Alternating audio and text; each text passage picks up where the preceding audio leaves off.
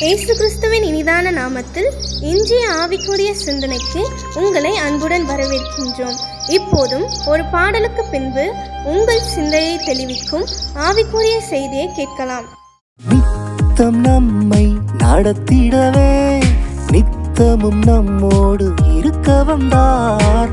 நித்தம் நம்மை நடத்திடவே நித்தமும் நம்மோடு இருக்க வந்தார். நித்திய வாழ்வை தந்திடவே இயேசு நித்திய ராஜனாய் வந்தார்.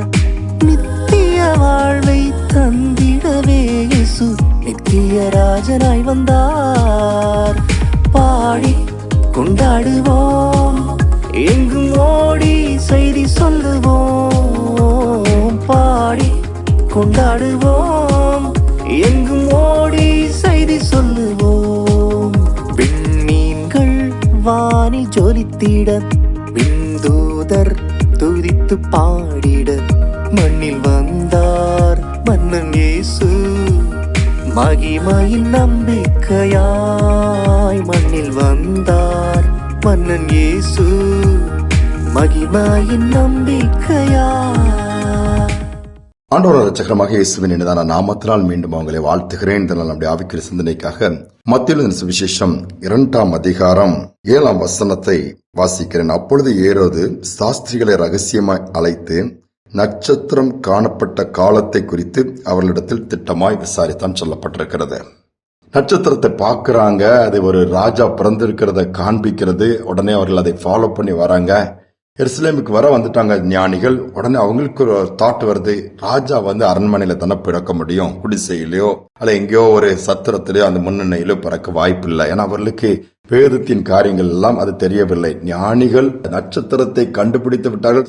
ஒரு வித்தியாசமான ஒரு யூனிக்னஸ் இருக்குன்னு சொல்லி அரண்மனைக்குள்ள போயிட்டாங்க. அரண்மனைக்குள்ள போன உடனே இந்த நட்சத்திரத்துடைய நிலைமை பாருங்க. இந்த நட்சத்திரம் அங்கிருந்து கிழக்கு தேசத்திலிருந்து அவங்களை அழகா கூட்டிட்டு வருது. வந்த உடனே பாதம் மாதிரி போயிட்டாங்க. அவங்க அரண்மனைக்குள்ள போனோட ராஜாவுக்கு ஷாக். ஏன்னா அங்க குழந்தைதும் பிறக்கல.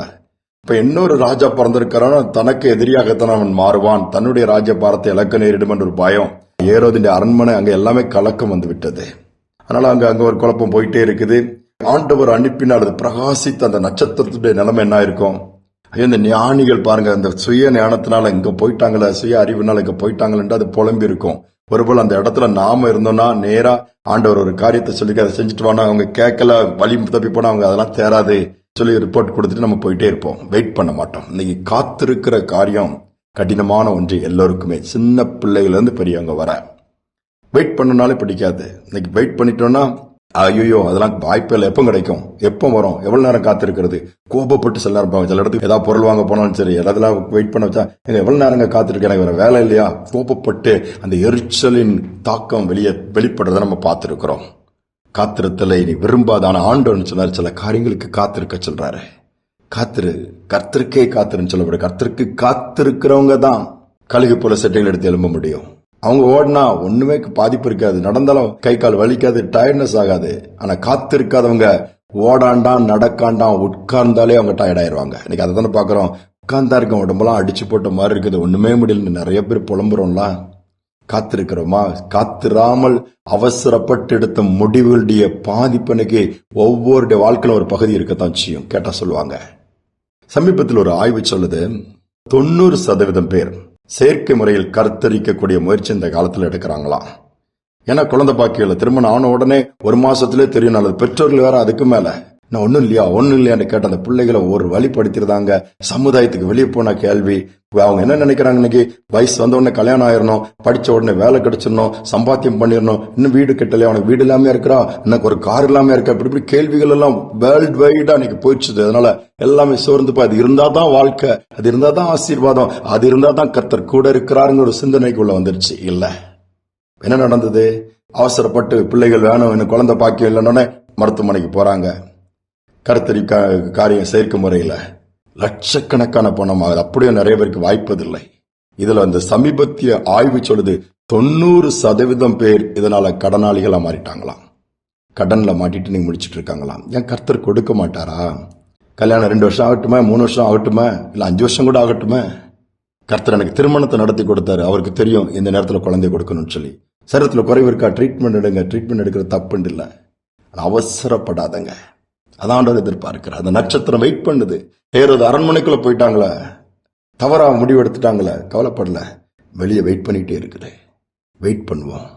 கர்த்தர் நமக்கு உதவி செய்வார். ஏற்ற காலம் ஒன்று சொல்றாரு. குறித்த காலம். ஆபிரகாம் சாராள் 25 வருஷம் காத்திருக்காங்க குழந்தையை பெற்றெடுக்கிறதுக்கு. இன்னும் சொல்லப்போனா சகரியா, எலிசபெத் எல்லாமே வெயிட் பண்றாங்க. வெயிட் பண்ணி பெற்றுக்கொண்ட பிள்ளைகள் தீர்க்கதரிசியா தேசங்களை அசைச்சிருக்கிறாங்க. நம்முடைய வாழ்க்கையில் ஆண்டவர் கையில தாழ்த்தி ஒப்பு கொடுத்து, வேலை காரியங்களா, திருமண காரியங்களா, வீட்டின் காரியங்களா, whatever it may be, காத்திருப்பேன். கர்த்தருக்கு காத்திருப்பேன். கர்த்தர் ஏற்ற நேரத்தில் செய்வாரு. அவர் நடத்தல்படி செய்யுங்க. ட்ரீட்மெண்ட் போறீங்களா, ஜெபம் பண்ணி ஆண்டவர் நடத்தல்படி செய்யுங்க. அவங்க சொன்னாங்க, இவங்க சொன்னாங்க, ஓரம் கட்டிருங்க. இன்னைக்கு அந்த காரியங்களுக்காக ஜெபிப்போமா? ஒரு காத்திருக்கக்கூடிய, பொறுமையா இருக்கக்கூடிய ஒரு இருதயத்தை கொடுங்கன்னு சொல்லி, அன்பின் தகப்பனே இந்த நாள் நம்முடைய சமூகத்தில் வந்திருக்கோம். அநேக நேரத்தில் நாங்கள் அவசரப்படுறோம்ப்பா. ஃபாஸ்டாலாம் நடக்கொண்டு விரும்புகிறோம். எல்லாம் உடனே இல்ல. நீர் நியமித்த நாட்கள் இருக்குது, குறித்த காலங்கள் இருக்குதுப்பா. எல்லாவற்றுக்கும் ஒரு காலம் உண்டு, எல்லாவற்றுக்கும் ஒரு சமயம் உண்டு சொல்லியிருக்கீங்க. இன்னும் மாற்றம் ஏற்படலையே, இன்னும் விடுதலை கிடைக்கலையே, இன்னும் சுகமாகலையே, இன்னும் அற்புதம் நடக்கலையே, என்கிற பிள்ளைகளுக்கு ஒரு தைரியத்தினை கொடுங்க. குறித்த காலத்துல நான் செய்வேன்னு சொல்லுங்கப்பா. தீர்க்க தரிசனம் நிறைவேறலையே, தரிசனம் நிறைவேறலையே என்று புலம்புற பிள்ளைகளுக்கெல்லாம் இன்னைக்கு ஒரு நம்பிக்கை கொடுத்து நான் காத்திருப்பேன், கர்த்தர் நிச்சயமாக செய்வார் என்கிற நம்பிக்கை உண்டாகட்டும். செய்வதற்காக ஸ்தோத்திரம்.